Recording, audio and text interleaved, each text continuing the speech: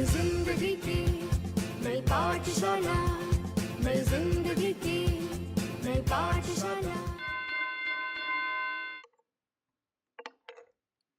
Board की तरफ ही देखते हैं। ये मैंने खींच लिया, यह एक रेखा हो गई, नाम दे दिया इसका AB, और ये एक रेखा हो गई और इसका नाम दे दिया CD।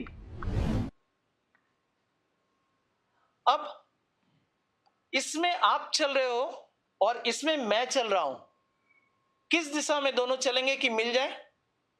बच्चों, ये इसमें आप चल रहे हो तो आप ऐसे ही जाओगे, सीधी जाओगे, और इस रेखा में मुझको जाना है सीधी, तो इस रेखा का सीधा ऐसा है, ये मिल जाओगे, हम लोग दोनों वहां पे मिलेंगे। और यदि ऐसा हो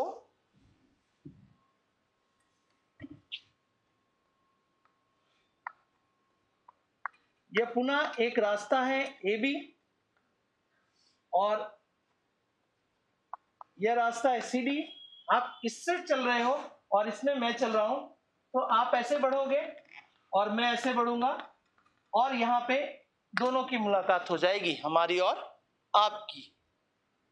किस लिए मुलाकात कर रहे हैं हम लोग? यूक्लिड महोदय के अभिधारणा 5 को समझने के लिए। लेकिन यहां पे तो पता चल रहा है कि ये इस तरह से मुड़ के जा रही है तो मिल जाएगी। अगर बच्चों ऐसा रहता कि ये थोड़ा सा ही अंश रहता इसका,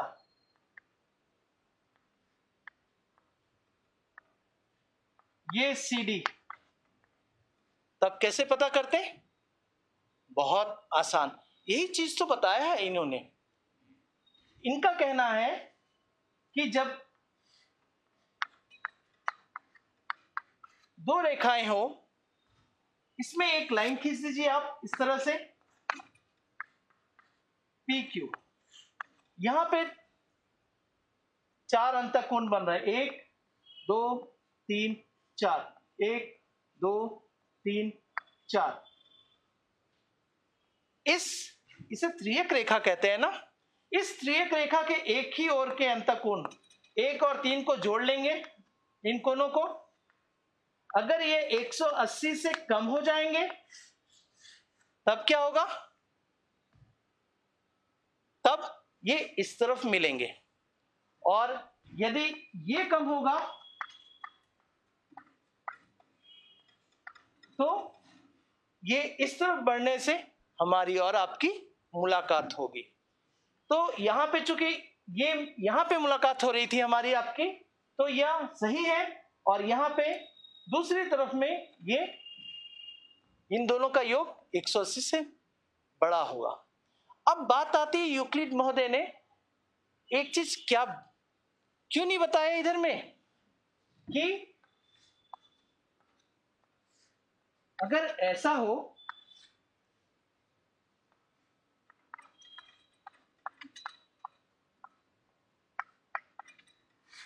एक और 3, एक ही तरफ के अंतःकोण 1 और 3 का योग 180 हो जाए, तो ये दोनों का योग भी तो 180 ही हो जाएगा। तब क्या होगा? यहां तो मिल रहे थे और इस तरफ आने से बिछड़ रहे थे। इस केस में जब 180 हो जाएगा तो यूक्लिड महोदय ने कहा है कि हमारी और आपकी मुलाकात नहीं होगी, चाहे हम जितनी भी दूर चले जाएं, चाहे इधर चले जाएं या इधर में बढ़ जाए, मुलाकात नहीं होगी। यानी यह क्या है? समांतर रेखाएं, पैरेलल लाइंस। तो ये 5 जो 5वीं अभिधारणा है, इसको इसके तुल्य इक्विवेलेंट किस तरह से 2 बताए गए हैं। प्रत्येक रेखा L, जैसा कि आप बोर्ड में अभी देख पाएंगे, प्रत्येक रेखा L और उस पर ना स्थित प्रत्येक बिंदु P के लिए एक अद्वितीय रेखा जो P से होकर जाती है और L के समांतर होती है। प्रत्येक रेखा L, यहां पे फिगर में जैसा देखा था, फिर मैं उस फिगर को ड्रॉ कर रहा हूं। एक ये रेखा का नाम दिया हमने L, और एक बिंदु लिया जो कि इस पे स्थित नहीं है, वो बिंदु एक ले लिया P, और इस पे ये P से गुजरती हुई रेखाओं को देखा जाए अगर, तो एक बिंदु से तो असंख्य रेखाएं गुजर सकती हैं। तो ये गुजर गई, ये गुजर गई, ये गुजर गई,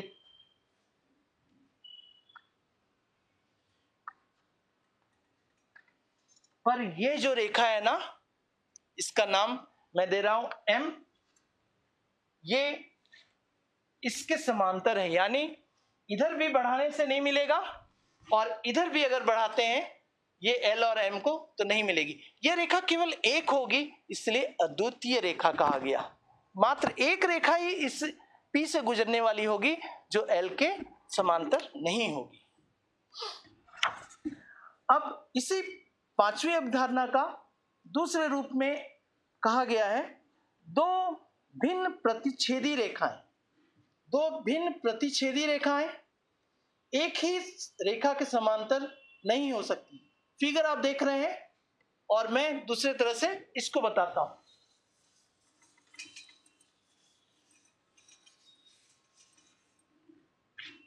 दो भिन्न प्रतिच्छेदी रेखा है क्या आखिर? ये देखिए, ये रेखा मेरे पास है, ये रेखा है, ये जब एक दूसरे को काट रहा है कहीं पे, यही प्रतिच्छेदी रेखा ही होगी। अगर ये नहीं काटेगा समांतर हो गई, और कटेगा तो प्रतिच्छेदी रेखाएं हो गई। दो भिन्न प्रतिच्छेदी रेखाएं एक ही रेखा के समांतर नहीं हो सकती। अब एक रेखा मैंने ले लिया, जैसा कि फिगर में आप देख सक रहे थे, अब मैं बना के भी दिखा रहा हूं आपको। यह एक रेखा हो गई और दो रेखा ले लिया जो कि प्रतिच्छेदी रेखाएं हैं। एक ये हो गया और एक यह हो गया। इसका नाम दिया L, इसका N और इसका दिया M, और ये प्रतिच्छेद करिए P पर। तो ये जो पांचवा अभिधारणा का दूसरे रूप में बताया जा रहा है, तो ये L अगर समांतर होगा N के, तो यह M के समांतर नहीं होगा। यह चीज कहा जा रहा है। ये दोनों एक साथ समांतर नहीं हो सकते। ये हो सकता है कि ये समांतर नहीं है इसके, ये भी समांतर नहीं है, ये दोनों समांतर नहीं है। L समांतर ना ही इसके हैं और ना ही इसके हैं, N के भी नहीं है, N के भी नहीं है, और अगर होगा भी तो केवल एक रेखा के समांतर हो सकता है। तो वो भी चीज करके दिखा देता हूं। ये आपका M है और इसके समांतर अगर खींच दे ये, तो ये N हो गया। यहां पे L और N समांतर हैं, पर ये L M के समांतर नहीं होगा। अब बात आती है हमारे प्रश्न आपके उत्तर।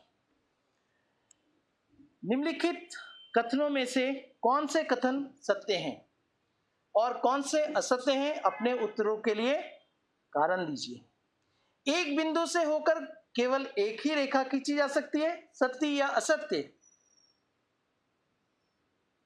एक ही रेखा खींची जा सकती है? नहीं, असंख्य रेखाएं खींची जा सकती है। अभी आप लोगों ने थोड़ी देर पहले भी देखा, ये P बिंदु है, जितनी रेखाएं आप खींच लीजिए,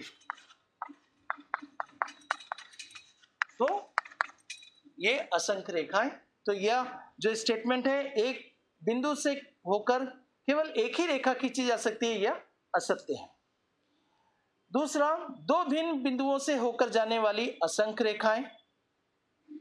मैंने बोला ना, एक मित्र मेरा वहां खड़ा है और मैं इधर खड़ा हूं, तो एक डोरी, एक धागा, एक ही धागा तो टान के रख सकते हैं ना, यहां पे एक ही रेखा होगी ना, यहां पे A और यहां B।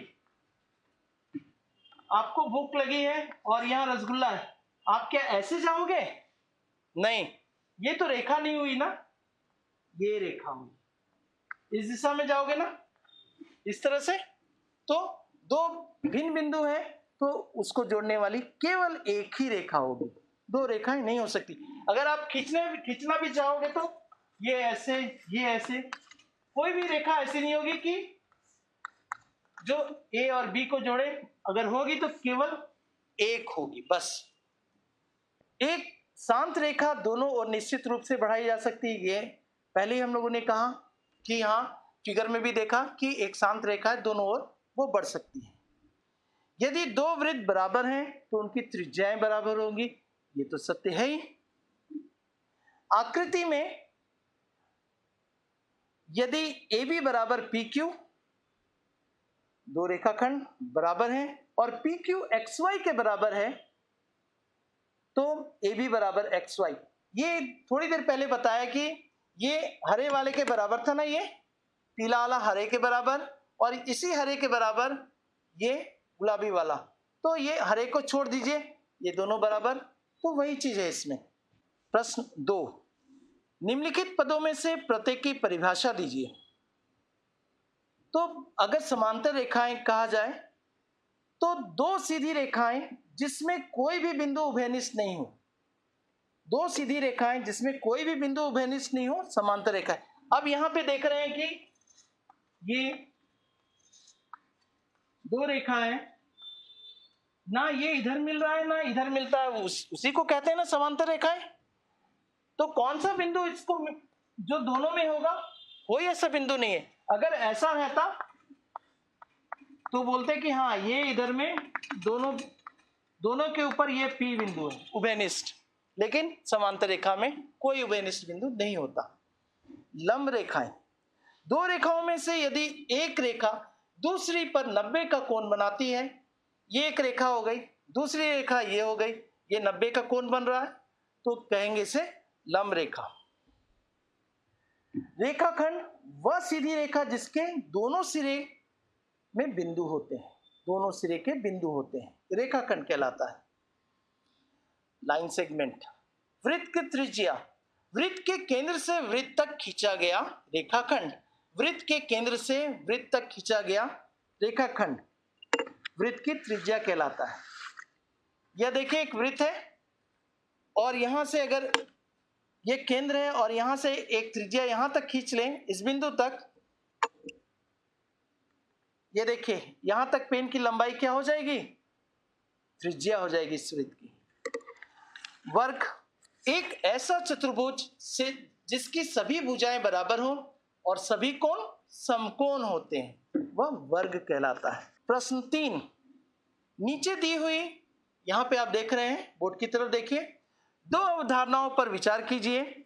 पहला, दो भिन्न बिंदु ए और बी दिए रहने पर एक तीसरा बिंदु सी ऐसा विद्यमान है जो ए और बी के बीच स्थित होता है। दो भिन्न बिंदु है ए और बी, और सी कहीं बीच में तीसरा बिंदु है। दूसरा नंबर, यहां कम से कम ऐसे तीन बिंदु विद्यमान हैं कि वह एक रेखा पर स्थित नहीं है। अगर ए और बी को जोड़ने वाली रेखाखंड के बीच में कहीं पर सी बिंदु है, तो ये दूसरा वाला जो कहा जा रहा है कि यहाँ कम से कम ऐसे तीन बिंदु विद्यमान है कि वह एक रेखा पर स्थित नहीं है। ये तो एक रेखा पर ही स्थित होगा ना, ए बी सी। क्या इन अवधारणाओं में कोई अपरिभाषित शब्द है? क्या ये अभिधारणाएं विरोधी हैं? क्या यह यूक्लिड की अभिधारणाओं से प्राप्त होता है? स्पष्ट कीजिए। उत्तर, हाँ, दिए गए अभिधारणाओं में दो पद अपरिभाषित हैं, वे क्या क्या है, रेखा और बिंदु। साथ ही ये अभिधारणाएं असंगत हैं क्योंकि ये दो भिन्न स्थितियों से संबंधित हैं, दो अलग अलग बातें दोनों में हो रही है, तो ये असंगत है। और इनमें से कोई भी अभिधारणा यूक्लिड की अभिधारणाओं का अनुसरण नहीं करते हैं। चौथे प्रश्न की ओर आ जाए। यदि दो बिंदुओं ए और बी के बीच बिंदु सी ऐसा स्थित है कि AC बराबर BC है, फिगर में देख रहे हैं आप, तो सिद्ध कीजिए AC बराबर 1/2 AB, यानी AB का आधा होगा AC। एक आकृति खींचकर इसे स्पष्ट करने के लिए भी कहा गया है। तो हमारे पास दिया है कि AC बराबर BC, देखिए दिया है, हमने लिखा है इसमें AC बराबर BC, और आकृति बना दी है। ए बी देख रहे हैं, दो बिंदुओं को जोड़ा जा रहा है और ठीक बीचों बीच सी है। सिद्ध करना है ए सी बराबर 1/2, तो सिद्ध करना है बराबर दिया ए सी बराबर 1/2 ए बी। प्रमाण में स्टार्ट कर रहे हैं, तो प्रमाण में ए सी बराबर बी सी दिया हुआ है, उसी से स्टार्ट कर रहे हैं। तो ए सी दोनों तरफ ए सी बराबर कहा बी सी, तो दोनों तरफ एक ही चीज तो जोड़ सकते हैं ना, बराबर में बराबर जोड़ने से बराबर होता है, ये यूक्लिड महोदय ने कहा है ना, बस उसी चीज को हम लोग कर रहे हैं। तो AC यानी बाएं पक्ष में भी AC जोड़ा, यानी AC में AC जोड़ा और BC में भी AC जोड़ा। तो बाएं पक्ष में देखिए AC और AC मिलके 2AC हो गए और दाएं पक्ष में AC और BC जुड़ रहे थे, तो AC और BC को फिगर में देखें तो ये हो जा रहा है AB, और बाएं पक्ष से दाएं पक्ष जब जाता है 2 तो 1/2 हो जाएगा, वो भाग में आ जाएगा। तो AC बराबर 1/2 AB। ये प्रश्न 4 था। इसी तरह से प्रश्न 5 यहां बनाया हुआ है, आप उसको समझेंगे, एक एक स्टेप समझेंगे। प्रश्न 6 की ओर चल रहे हैं हम लोग। दिए गए आकृति में यदि AC बराबर BD, AC और BD बराबर है तो सिद्ध कीजिए AB बराबर CD। तो दिया है, वैसे ही आप लिखना वैसे ही होगा आपको जब भी सिद्ध करेंगे। दिया है AC बराबर BD, फिगर आप बना लेंगे। सिद्ध करना है AB बराबर CD, सिद्ध करना है, लिखा AB बराबर CD। प्रमाण AC बराबर BD जो दिया है वहीं से स्टार्ट कर रहे हैं, इसमें भी जरूरत है उसी की। तो AC बराबर BD प्रमाणित करना है। तो AC देख रहे हैं किससे बना हुआ है, AB और BC के टुकड़े को जोड़ के बना है। तो AC के जगह पर AB प्लस BC लिखा बाएं पक्ष में, और दाएं तरफ में देख रहे हैं BD जो है वह BC और CD से मिलके बना है, तो BC जोड़ CD लिखा। अब दोनों तरफ देख रहे हैं क्या किया गया है, BC को घटाया गया है। यूक्लिड महोदय ने कहा था कि आप जोड़ भी सकते हैं, घटा भी सकते हैं, भाग भी दे सकते हैं और गुना भी कर सकते हैं, लेकिन जो संख्या रहेगी वह दोनों तरफ एक ही संख्या होगी, जिससे भी आप गुना कर रहे हैं जोड़ है।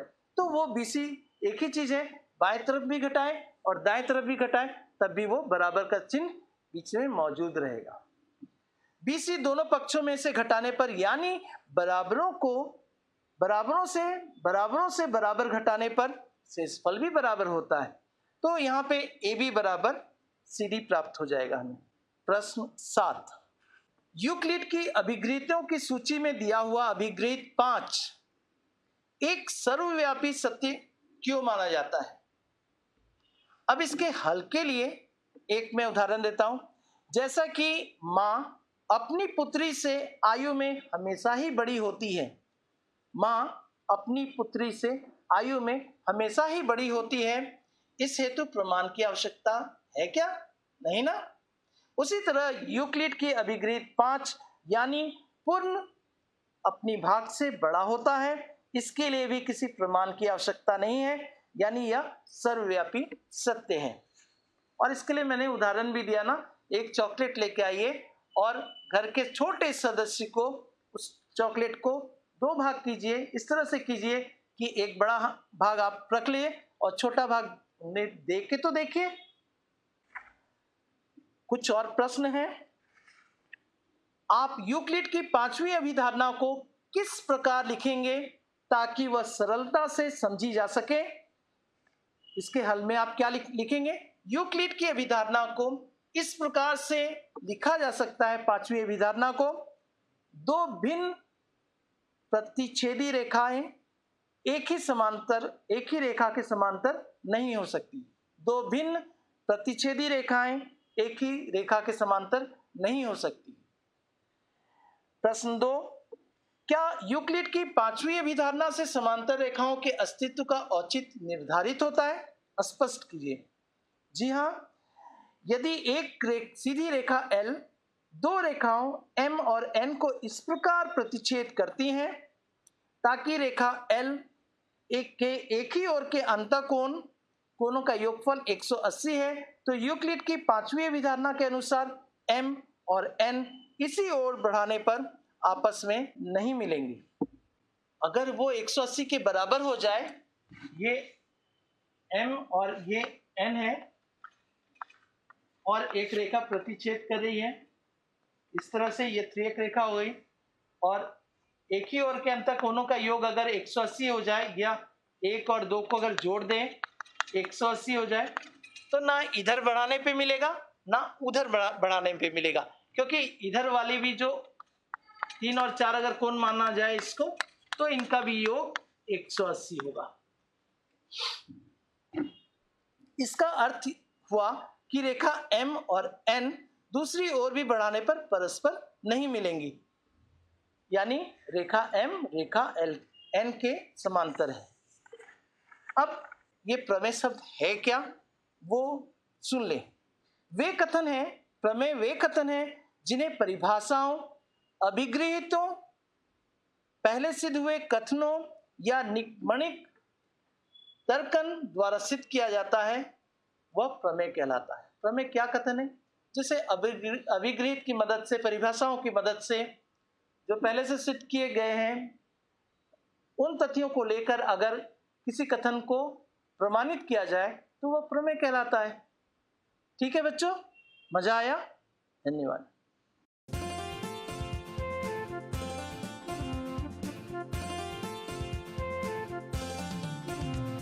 नई जिंदगी की नई पाठशाला, नई जिंदगी की नई पाठशाला। जीने का तरीका सबका अब है बदलने वाला, जीने का तरीका सबका अब है बदलने वाला। नई जिंदगी की नई पाठशाला, नई जिंदगी की नई पाठशाला।